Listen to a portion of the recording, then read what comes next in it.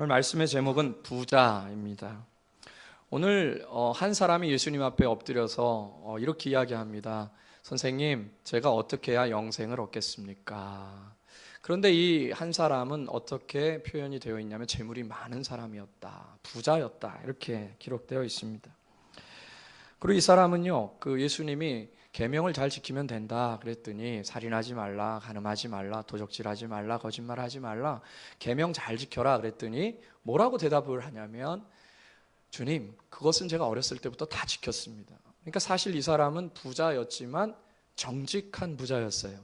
이 사람이 어떻게 부를 얻었는지 자세히 나오진 않지만 이 사람의 말한 것이 사실이라면 이 사람은 깨끗하게 일해서 정직하게 일하고 성실하게 일해서 부를 획득했던 그런 사람입니다.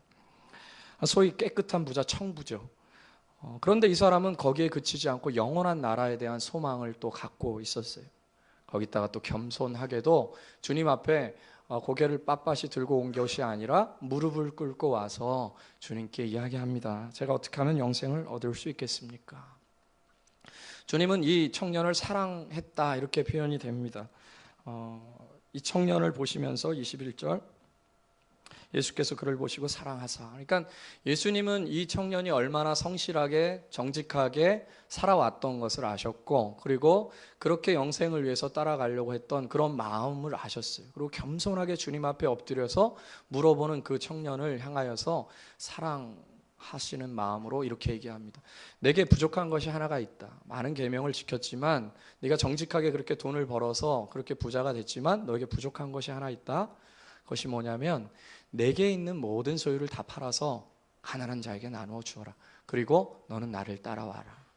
그리하면 네가 영생을 얻을 것이다. 그렇게 이야기하고 있어요. 그런데 이 청년은 그 말을 듣고 어떻게 합니까? 22절 같이요. 시작.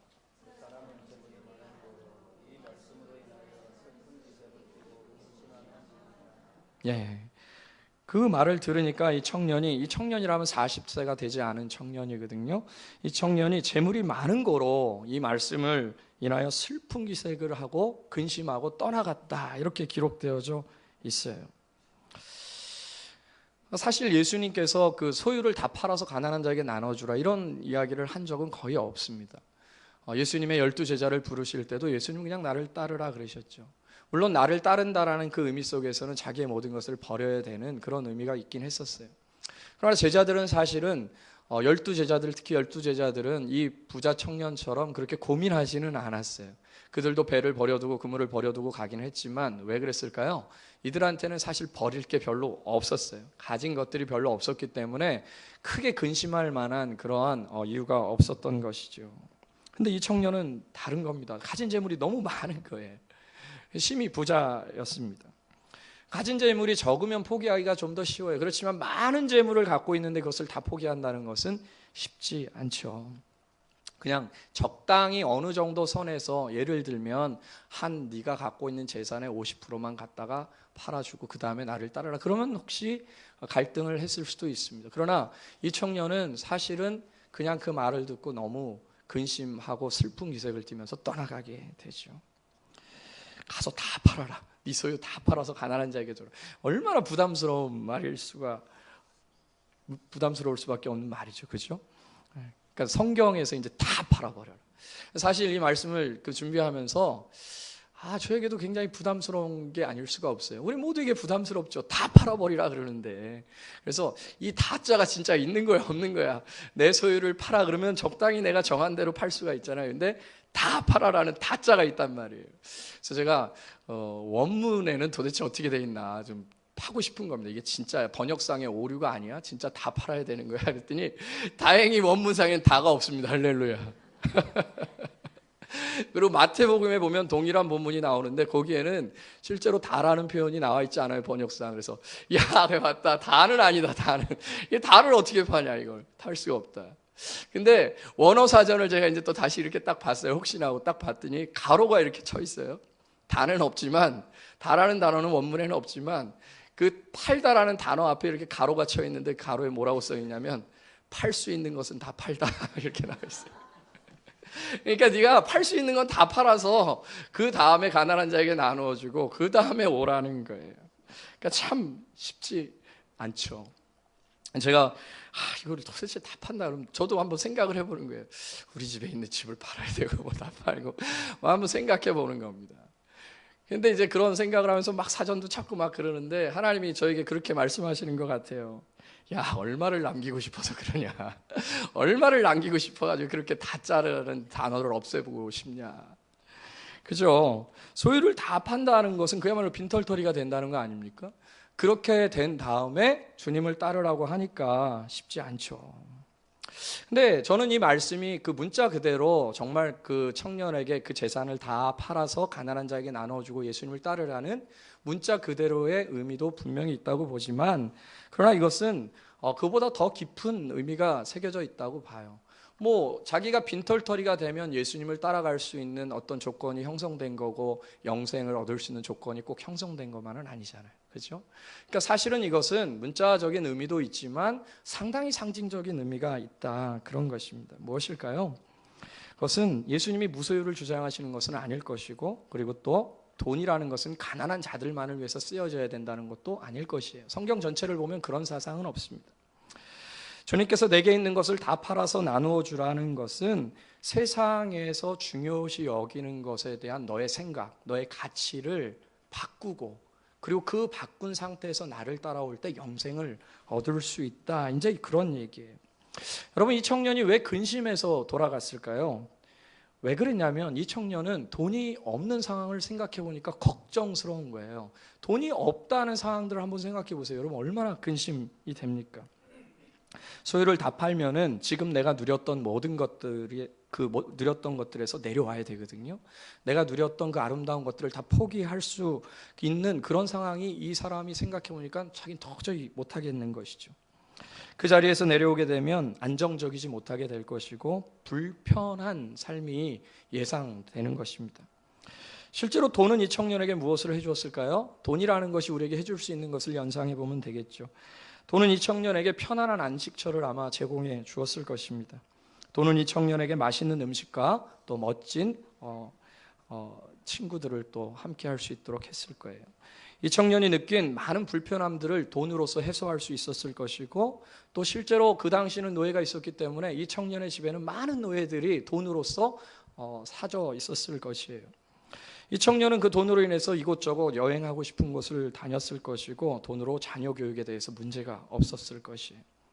돈은 이 청년에게 화려한 삶을 주었을 것이고 또 안락한 편안한 삶을 주었을 것이에요. 구체적으로 차가운 흙바닥이 이 청년의 집이 아니라 멋진 대리석으로 지어진 집이 이 청년의 집의 바닥이었을 것이라는 것이죠. 집에는 온갖 진기품이 많이 있었을 것이고 희귀한 것들이 전시되어 있었을 것이에요. 돈으로 인해서 그의 눈이 만족스러웠었고 그의 손발이 편안해졌던 것이죠. 돈이 많은 이 청년을 사람들이 부러워하지 않았겠습니까? 많은 사람들이 부러워하면서 그 청년의 능력을 칭송했을 것이고 그 청년처럼 살고 싶다라는 마음을 가졌을 것이고 사람들은 실제로 그 앞에 굽신거렸을지도 몰라요. 돈 때문에 이 청년은 자신감이 있었고 능력 있는 사람으로서 인정받게 되었죠. 한마디로 돈은 이 청년에게 요술방망이와 같은 것이었습니다. 돈 때문에 이 청년은 모든 것을 누릴 수가 있었던 것이죠. 원하는 것은 뭐든지 다 할 수 있는 것이 바로 돈이었어요. 이 청년에게 돈을 포기하라는 것은 행복을 포기하는 것과 같은 그러한 두려움에 쌓여 수밖에 없는 것이겠죠. 왜냐하면 돈이면 웬만한 것 다 얻을 수 있기 때문에 그랬어요. 그러니까 이 청년은 돈이 없는 자신을 생각할 수가 없는 것입니다. 이 부자 청년에게는 그야말로 한마디로 돈은 신적 존재였던 것이죠. 돈이 주는 것이 너무 많았기 때문에, 돈으로 인해서 누릴 수 있는 것이 너무 많았기 때문에 이 청년은 돈에 사실은 지배를 받고 있었던 것이에요. 돈의 지배를 받고 있는 이 청년에게 돈을 가난한 자에게 다 팔 수 있는 것들은 다 팔아서 나눠주라 그러니까 여러분들이라면 어떻게 하시겠습니까? 슬피 울면서 근심할 수밖에 없는 것이죠. 그런데 돈으로 온갖 세상의 좋은 것들은 다 살 수 있고 또 누릴 수 있고 편안하게 할 수는 있거든요. 그런데 영생은 살 수 없다는 것이죠. 돈으로 영생을 살 수 없다는 것은 누구나 압니다. 더 나아가서 돈으로 하늘나라의 좋은 것들, 예를 들어 진정한 행복, 진정한 만족, 진정한 기쁨은 얻을 수 없는 거예요. 왜 진정한이라는 단어를 제가 낼까요? 돈으로도 진정하지는 않지만 얄팍한 기쁨, 얄팍한 만족들을 누릴 수는 있어요. 그러나 성경에서 말하는 하늘에 속한 영적인 것은 돈으로는 살 수 없다는 것이죠. 그래서 예수님께서 네가 진짜 하나님 나라에 들어오고 싶거든, 영생을 얻고 싶거든, 네 눈을 가리고 있고 네 생각을 빼앗고 있는 그 돈을 먼저 포기하고, 돈에 대한 집착을 포기하고 그 다음에 나를 따르라. 그렇지 아니하면 아무리 내게 온다 할지라도 영생을 얻을 수는 없을 것이다. 우리가 누누이 얘기하지만요, 우리는 돈이 있으면 행복할 거라고 자꾸 착각을 해요. 그래서 어떻게 또 상대적으로 생각하냐면 돈이 없으면 난 불행하다라고 생각합니다. 돈이 있으면 행복하다고 생각하는 생각이 너무 지배적이다 보니까 가난하면 난 불행하다 이렇게 생각을 한다는 거예요. 한번 따져봅시다. 여러분, 이런 표현들 많이 있지 않아요? 돈이 많고 부자가 되면 편할 뿐이지 평안하지는 않을 수 있어요. 그렇죠? 부자가 되면 맛있는 것을 먹을 뿐이지 건강한 것은 아닙니다. 부자가 되면 좋은 옷을 입을 수 있을 뿐이지 좋은 사람이 되는 건 아니에요. 부자가 되면 주변에 사람이 많을 뿐이지 진정한 친구가 많은 것은 아닙니다. 부자가 되면 사람들이 부러워할지는 모르겠지만 존경해 주지는 않습니다. 부자가 되는 것은 행복한 척하는 것이지 정말 행복한 것은 아니란 말이죠. 행복은 재물의 많고 적음에 있는 것이 아니라는 사실을 우리는 누구보다 잘 알고 있어요. 행복은 외부에서 주어지는 것이 아니거든요. 그래서 우리가 행복하기 위해서 부를 추구하는 것이 단순히 편한 것을 추구하는 인간적인 어떤 욕망을 충족시키려고 하는, 이 세상에 대해서 정말 비판적이 아니라 무비판적으로 이 세상의 것을 그냥 수용해버리는 인간의 탐욕에 대한 그런 발현일 뿐이지 정말 돈이 우리를 행복하게 하지 않는다는 것을 우리는 잘 알고 있는 것이죠. 우리를 행복하게 이끄는 것은 어떻게 보면 돈과 재물과 상관없이 우리 안에 정말 사랑이 있는가, 우리 안에 정말 용서가 있는가, 우리 안에 정말 섬김이 있는가, 우리 안에 나눔이 있는가, 우리 안에 기쁨이 있는가, 이러한 것들이 우리를 행복하게 한다는 것을 너무나 잘 알고 있어요. 다시 말해 행복이라는 것은 영적인 것에서 발견되는 것인데, 행복이라는 것은 하나님에게서 오는 것인데 자꾸 돈에서 온다고 생각을 한단 말이에요. 그게 무서운 겁니다. 돈에서 행복이 온다고 자꾸 생각을 하니까 돈이 없으면 불행할 거다라고 자꾸 생각을 한다는 것이에요. 여러분, 근데 얼마만큼 돈을 가져야 행복하다고 느낄 수 있을까요? 세상 사람들은 만족이 없죠. 돈을 얼마 액수로 만약에 따진다면 몇 억을 가져야 여러분 행복할까요? 여러분이 아마 책정하는 것이 있을 거예요. 난 한 5억만 있으면 행복할 거다. 5억을 가지면 제가 물어보고 싶어요. 행복합니까? 아마 그 사람은 10억 정도로는 또 올릴걸요. 10억 정도 갖고 있는 사람은 어떻게 할까요? 우리로서는 10억? 1억도 없는데. 그러나 그 사람은 15억, 20억을 또 찾겠죠. 얼마만큼 가지고 있어야 행복한 걸까요? 여러분, 우리가 잘 알고 있는 진리를 성경은 이렇게 이야기하고 있어요. 너희가 먹을 것이 있고 입을 것이 있으면 족한 줄로 알아라. 할렐루야. 사실 그게 하나님이 정하신 것이거든요. 그런데 우리는 자꾸 더 많은 것들을 갖고 있어야 행복하다고 생각을 해요. 그런 것이 자꾸 이 세상을 지배하다 보니까 없을 때 불행을 더 많이 느끼게 되는 것입니다. 그래서 예수님께서 내 소유를 다 팔아 가난한 자에게 나눠주라는 것은 이런 의미예요. 사랑하는 부자 청년아, 내게 있는 소유가 너를 좀 편하게 하고 너를 좀 묵줄되게 하겠지만 결국 그것은 내게 허영심과 이기심 그리고 교만한 눈을 가지게 할 뿐이다. 결국 소유에 대한 집착으로 내 눈은 가려져서 하늘나라를 보지 못하고 느끼지도 못하게 할 것이다. 내 눈에 있는 소유에 대한 집착의 비닐을 벗겨내지 아니하면 너는 영생이 무엇인지 하늘나라가 무엇인지 모를 것이다. 사실요, 예수님은 우리에게 소유, 무소유를 얘기한 것은 아니에요. 왜냐하면 오늘 본문 30절 보세요. 10장 30절. 10장 30절에 보면 우리가 아주 혹할 만한 그런 말씀이 하나 있어요. 30절 같이 한번 읽겠습니다. 시작. 현세에 있어 집과 형제와 자매와 어머니와 자식과 전토를 100배나 받되 박해를 겸하여 걷고 내세에 영생을 받지 못할 자가 없다. 주님께서는 이 땅에서도 주님을 위해서 산 자들을 향하여서 뭐라고 얘기하냐면 현세에 있어서도 집과 형제와 자매와 어머니와 자식과 전토를 몇 배나? 100배나 받을 거라고 했어요. 그러니까 주님이 무소유를 이야기하시는 것이 아닙니다. 소유를 갖고 있다는 것이 잘못됐다는 것을 이야기하시는 것이 아니에요. 예수님은 소유를 추구하려고 하는 소유욕, 소유에 대한 집착의 마음을 경계하시는 것이죠. 여러분, 우리는 이렇게 생각하지 않아요? 내게 얼마 정도는 있어야 그래도 안심하다. 그래도 이 세상 살아가는데 돈이 좀 있어야 되지 않냐, 이런 생각 많이 하잖아요. 그죠? 돈이 없으면 안 된다는 생각. 돈이 없으면 행복도 없다. 하나님도 좋지만 돈이 있어야 하나님도 섬긴다. 돈이 있어야 헌금도 하는 거 아니냐. 전도하다 보면 그런 얘기를 참 많이 들어요. 내가 돈이 없어서 교회를 못 간다는 거예요. 그래서 왜 돈이 없으면 교회를 못 가는 거예요? 그 돈이 있어야 교회를 다니지. 그래서 왜요? 그랬더니 아니, 돈이 있어야 헌금도 할 거 아닙니까? 그러니까 뭐든지 다 돈으로 생각을 해요. 심지어 하나님을 섬기는데도 돈이 필요하다. 참 가슴이 아픈 거죠.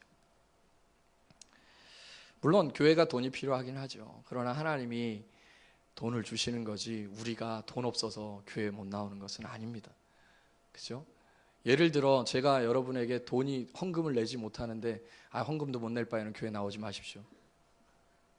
어떻게 목사예요? 우리는 그것은 잘못된 이야기라는 것을 너무나 잘 알매도 불구하고 우리는 자꾸 그러한 세상적 방식으로 자꾸 우리를 쫀단 말이에요.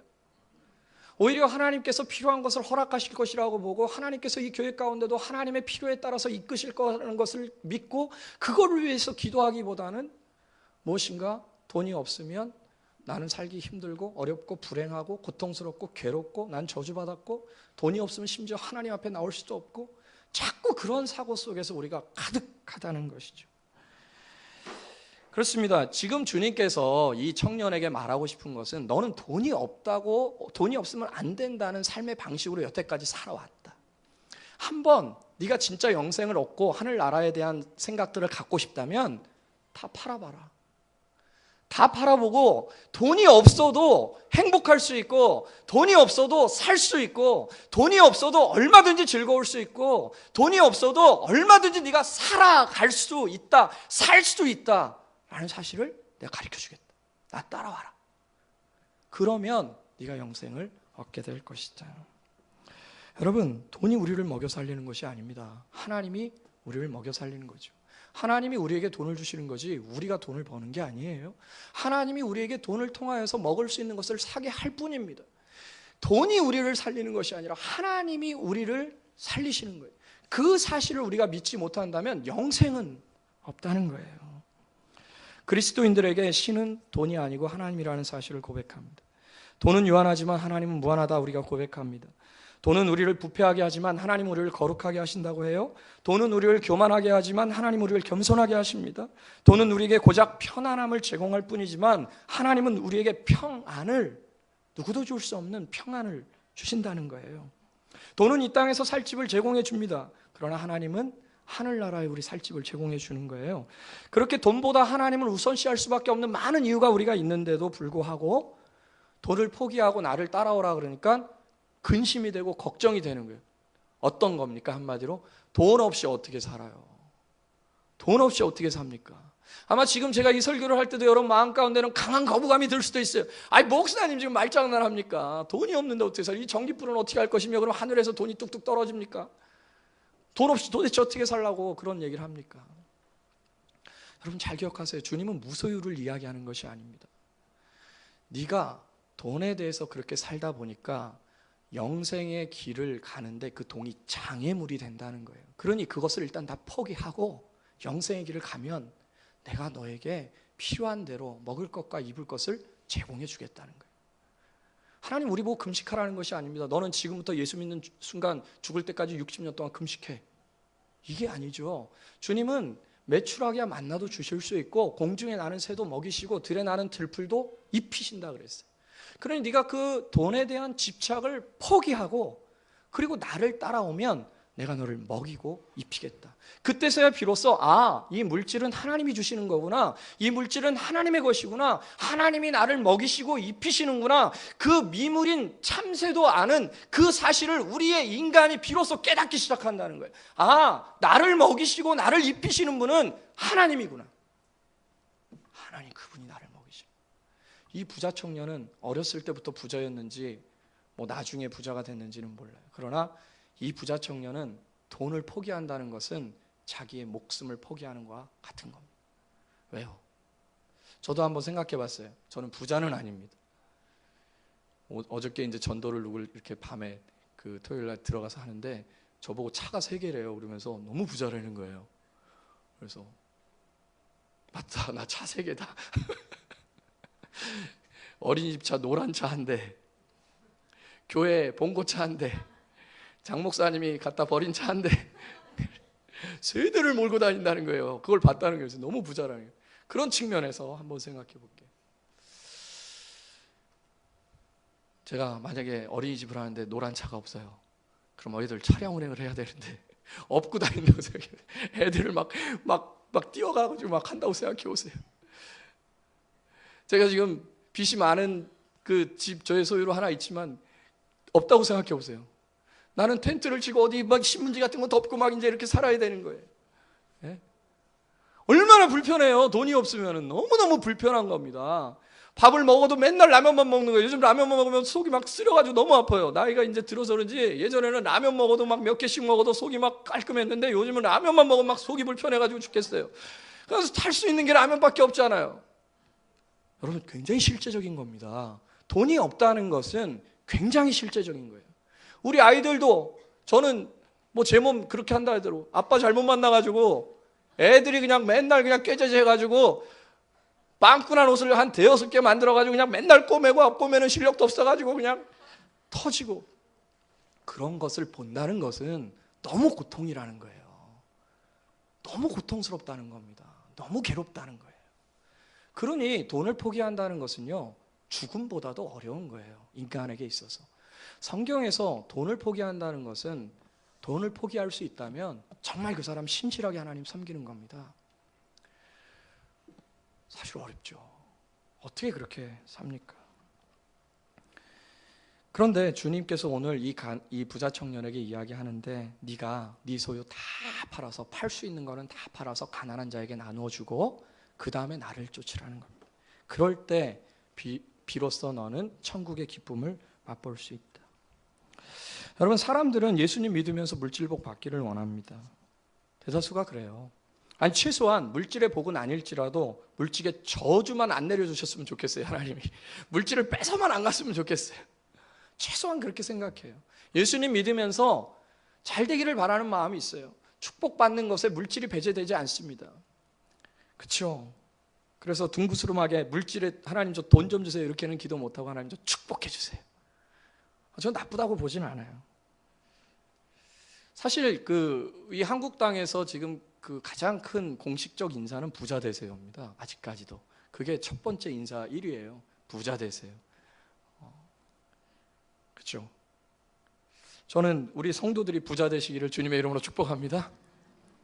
예, 자신 있게 아멘 하시기를 바랍니다. 부자 되시길 주님의 이름으로 축복합니다. 예, 가난하게 살기보다는 부자가 되었으면 좋겠는 마음이 있어요. 목사로서. 사업도 좀 잘 되시고 직장에서 승진도 좀 하시고 월급도 오르시고 그렇게 물질적으로 궁핍하지 않은 상태에서 여러분의 삶이 되기를 간절히 바라요. 정말이에요. 진심이에요. 그런데 제 마음 가운데 그것보다도 더 진실되게 바라는 것이 있어요. 정말 간절히 바라는 게 있어요. 아마 저에게도 그런 간절한 저 스스로에게도 바람이 있는지도 모르겠어요. 그것은 뭐냐면 바로 소유에 대한 집착을 버리는 것입니다. 돈을 따라 살지 않는 거예요.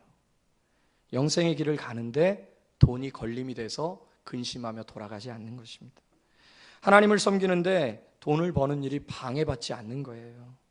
내게 아무런 소유가 없다 할지라도 주님을 따를 수 있는 기꺼이 그런 마음이 있기를 바라는 것, 그게 제가 정말 원하는 거예요. 돈에 목숨을 걸고 돈의 노예처럼 굽신거리고 돈 한 푼 쓰는데 벌벌 떠는 그런 세상 사람들과 같지 않은 것입니다. 돈 때문에 양심을 팔아버리고 돈 때문에 사기를 치고 돈 때문에 걱정, 근심에 모든 것이 돈의 문제고 돈 때문에 그래서 나는 신앙생활하기도 힘들고 예수님 따라가기도 힘들다라고 생각하는 것, 그것에서 자유로워지는 것, 그것이 정말 제가 여러분이 부자가 되는 것보다도 훨씬 더 바라는 것이에요. 좀 더 구체적으로 주께서 내게 어떠한 형편을 주시든 내가 만족하면서 사는 겁니다.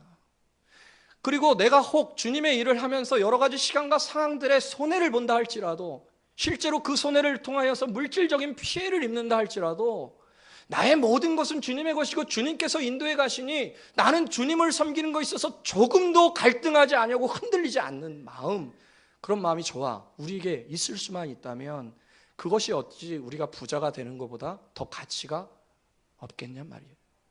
훨씬 더 가치 있고 소중한 것이죠. 제가 정말 바라는 것은 우리 주님께서 이 부자 청년들에게 이야기한 대로 내 소유를 가난한 자에게 다 팔고 넌 나를 따라와라 라고 이야기했을 때 우리가 근심하지 않는 것, 근심하지 않을 수 있는 마음이 우리 속에 생성될 수 있다면 그것이 제일 중요한 것 같아요. 여러분, 예수님이 부자 청년을 사랑하시긴 했지만 그에게 약하게 이야기하지 않으셨어요. 네가 부자니까 네 돈 중에 한 80% 정도는 좀 해도 되지 않냐? 그 돈 하고 그 다음에 20% 가지고 살고 그 다음에 나를 따라오라, 이렇게 얘기하지 않으셨어요. 팔 수 있는 건 다 팔아서 다 나누어 주고, 여러분 주님께 가져오라 그러지 않았습니다. 교회 바치라 그런 얘기가 아니에요. 가난한 자에게 나눠주라는 겁니다. 가난한 자에게 다 나눠주라는 거예요. 그리고 너는 빈 털터리로 나에게 오라는 거예요. 내가 너를 먹이고 입혀줄게. 부자 청년은 슬픈 기색을 하고 떠났죠. 그 부자 청년이 어떻게 됐을까요? 다시 돌아왔을까요? 어땠을까요? 다 팔고 다시 주님께로 왔을까요? 어땠을까요? 부자 청년이 간 다음에 예수님께서 부자 청년에 대해서 안타까워하시면서 이런 말씀하셨어요.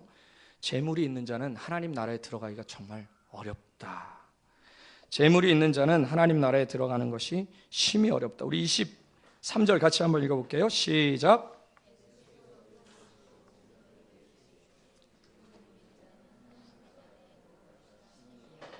네, 심히 어렵다는 거예요. 재물이 있는 자가 하나님 나라에 들어가는 것이. 그런데요, 여러분, 재물이 있는 자가 하나님 나라에 들어가기 어렵다고 했을 때 제자들이 깜짝 놀랍니다. 아니, 도대체 그럼 누가 들어갑니까? 왜 그랬냐면 그 당시에 재물의 복을 주실 수 있는 분은 누구였냐면 하나님이라고 생각했거든요. 그래서 부자들은 다 하나님께 축복받아서 부자 됐다라고 생각했어요. 아니, 그러면 하나님께 축복받아서 부자 됐는데 하나님 나라 못 들어간다면 도대체 누가 하나님 나라에 들어가는 것입니까?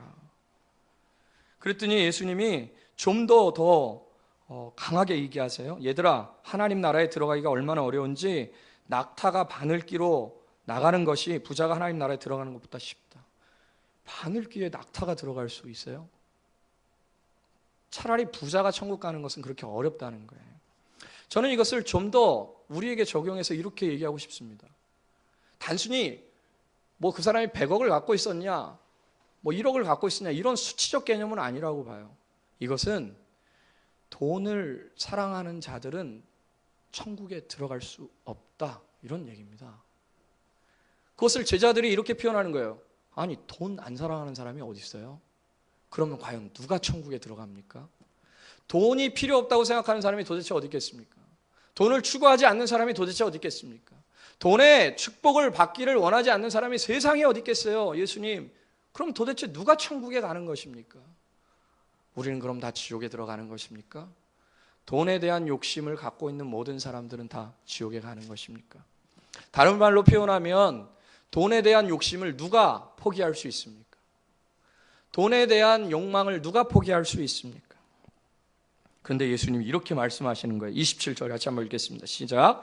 예수께서 그들에게 보시며 이르시되 사람으로는 할 수 없으되 하나님으로는 그렇지 아니하니 하나님으로서는 다 하실 수 있느니라. 할렐루야. 참 너무 멋지신 것 같아요. 우리 하나님이 너무 멋지세요. 이 세상의 가치관 속에서 사는 우리로서는 재물의 유혹을 이겨내기가 쉽지 않아요. 재물을 포기한다는 거 쉽지 않습니다. 재물을 포기할 힘이 없다고 보면 돼요. 우리는 그런 마음을 품을 수는 있지만 그렇게 살기는 힘든 사람들이에요. 그런데 하나님께서 하시면은 그 사람도 재물을 이길 수 있다. 할렐루야. 재물을 이길 수 있다는 거예요. 사람은 할 수 없다는 겁니다. 사람은 재물을 이길 수 있는 힘을 갖고 있지 못하다는 거예요. 그런데 하나님이 그와 함께 하시고 하나님이 그로 하여금 재물을 이길 수 있도록 해주시면 할 수 있다. 그게 바로 오늘 주님의 복음의 말씀입니다. 정말 돈을 이기며 하나님을 섬길 수 있는 겁니까? 누가 돈에 대한 집착을 이기고 하나님 나라에 갈 수 있는 것입니까? 어느 누가 나는 돈을 이겼다라고 이야기할 수가 있겠어요? 돈에 대한 집착은 돈을 가지면 가질수록 더 많이 생기는 거예요.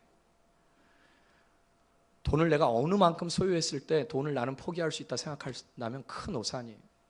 돈은 가지면 가질수록 그 집착력이 강한 것이에요. 도저히 불가능한 것입니다. 사람이 돈을 포기한다는 것은 힘든 것이에요. 그런데 사람은 할 수 없지만 하나님은 할 수 있다는 것입니다. 하나님은 돈보다 크신 분이다. 하나님은 돈보다 능력이 있으시다. 하나님은 돈보다 좋다. 돈으로 얻을 수 있는 것보다 하나님에게서 얻을 수 있는 것이 더 많다라는 것을 하나님은 그 사람에게 깨닫게 해주신다는 거예요. 그것을 알게 해주신다는 거예요. 그래서 돈과 하나님의 선택 속에서 원래 사람은 돈을 선택할 수밖에 없는 그런 존재지만 하나님을 알고 하나님이 돈보다 더 좋고 하나님이 돈보다 더 귀하고 하나님이 돈보다 더 능력 있고 하나님이 돈보다 더 위대하시라는 사실을 경험한 사람은, 경험케 해준 사람은 돈을 선택 안 한다는 겁니다. 어느 바보가 1,000원에 빵이 10개인 거와 빵이 하나인 거 똑같은 건데 누가 1개짜리를 갖겠어요? 똑같은 돈이라면 10개짜리를 갖죠. 똑같은 제품일 경우에. 정말 하나님을 경험하고 정말 하나님을 만난 자는 돈의 가치와 하나님의 가치를 봤을 때 하나님의 가치가 너무 크게 느껴지기 때문에 돈을 포기할 수 있다는 거예요. 하나님의 은혜를 입고 하나님의 성령으로 충만함을 입고 하나님이 어떠한 존재라는 사실을 알게 되면 돈 버는 데 가지 않는다는 겁니다. 하나님 섬기는 대로 간다는 거예요. 부자 청년은 아직은 슬피 근심하며 갔을 땐 아직은 그는 예수님의 가치를 돈의 가치보다 못하게 여긴 거예요. 그것입니다. 주님이 우리에게 가르쳐주고 싶었던 건 바로 그런 것들이에요. 여러분, 그렇습니다. 우리가 이 땅 가운데서 정말 가장 큰 세력은 저는 돈이라고 봐요. 이 돈에 대한 부분에 있어서 우리가 넘어서지 못한다면 우리는 천국의 첫 계단도 넘질 못한 거예요. 그러나 혹 여러분이 정말 하나님이 돈보다 크다, 하나님이 돈보다 위대하다, 나는 돈보다 하나님이 훨씬 더 좋다, 나는 돈보다 하나님 것을 선택할 것이다. 우리의 수많은 인생 속에서 얼마나 많이 돈과 하나님을 견주어 선택하는 상황들이 많은지 몰라요. 그런 상황 가운데서 나는 하나님의 것을 선택하겠다, 나는 비록 굶어 죽을지라도 60년 동안 아무것도 먹고 살지 마라, 하나님이 그렇게 말씀하실지라도 나는 그렇게 살겠다. 왜? 내 주님은 나를 사랑하시고 나를 건지실 분이기 때문에. 그렇게 살 수 있다면요, 우리는 영생으로 들어가는 겁니다. 하나님 나라를 보는 것이에요. 낙타가 바늘기로 들어가는 기적을 맛보게 되는 거예요. 나 같은 사람이, 나 같은 그렇게 욕심 많은 사람이, 나같이 그렇게 부족한 사람이, 나같이 세상 것에 대한 탐욕이 강한 사람이 하나님의 것을 선택하다니, 이건 내가 한 것이 아니라 오직 하나님이 하신 것. 할렐루야. 그렇게 하나님이 우리를 만들어 가시겠다는 거예요.